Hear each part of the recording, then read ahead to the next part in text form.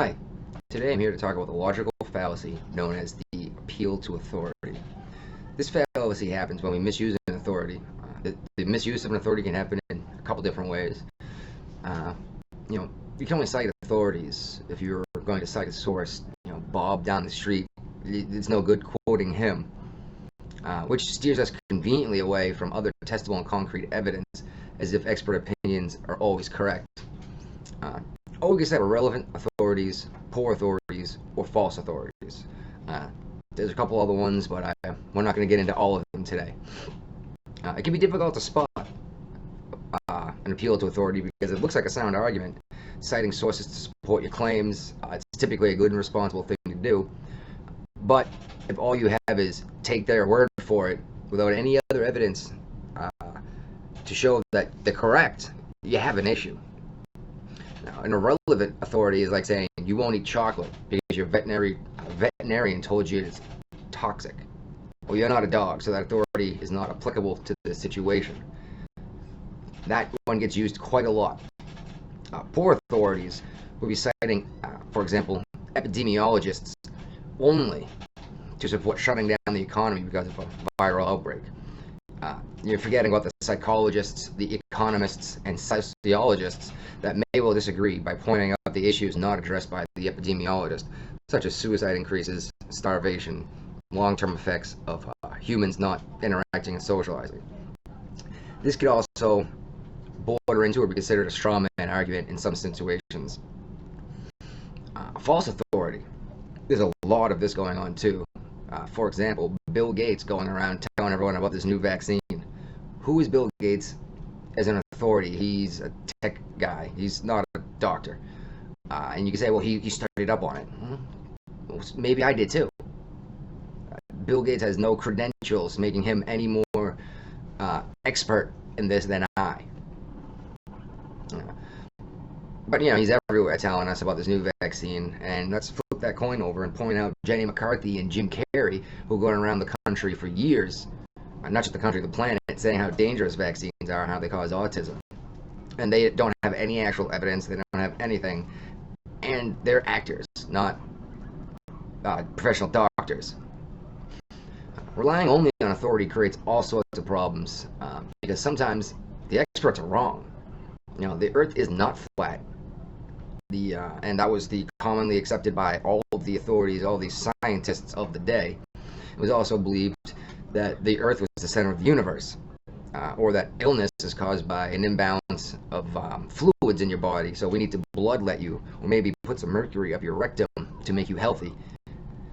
And here's the one that's going to piss people off, but this was a commonly accepted thing put down by the authorities, especially in this country, but most of the world, was that black folk have it better enslaved because they're going to be guaranteed food and shelter and access to the modern medicine of the time instead of starving in Africa or being eaten by a lion. This was the argument used for slavery in the United States. You can say whatever you want, but go ahead and look it up. And all of these commonly known things by the cited by the authorities were wrong. Avoiding the fallacy can be difficult because we've all heard things and have used that to lead us to our beliefs and opinions. But when we're called upon to defend those beliefs, we can't always find all of the citations and the reports as evidence. Thus, it's very easy and tempting to simply refer to these folks as scientists or experts. Believe the scientists. This isn't necessarily a problem, provided, of course, you're willing to put in the effort and find the actual evidence when you're asked and it's called upon.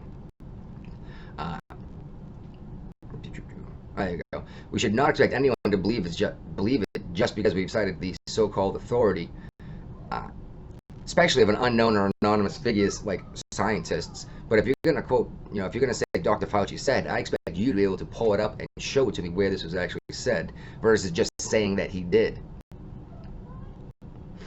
We shouldn't also jump on someone. Don't always jump on someone when they see them doing the same thing. Instead, we should remind people that an anonymous authority is not sufficient to get us to believe the claims in question, and that's them to provide more substantive support. To quote the brilliant Carl Sagan, and here I am citing authority, but I can actually bring this up and show it to you. Uh, Great claims, or extraordinary claims, require extraordinary evidence. I expect documentation and citation of people that are actually applicable and aren't all pigeonholed into the same category. When you say the scientists say and trust the scientists and you're anti-science, you're not making a good argument. You're really not. I know it sounds like it is, but you need to provide actual evidence versus just saying that the scientists agree. Because, as I mentioned, uh, your economist, your sociologist, and your psychologist are all going to disagree with your epidemiologist concerning shutting down society because of this virus. This is all important stuff to keep in mind. This one's really difficult to spot, and it's even more difficult to avoid doing on your own. Just keep ahead of it. Try to keep track. Cite your sources, but make sure they're actually applicable.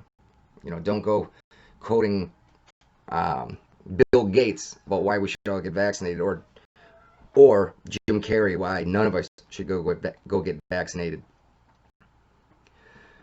Well, all the information is out there for you to find. It's very easy to find. Good luck.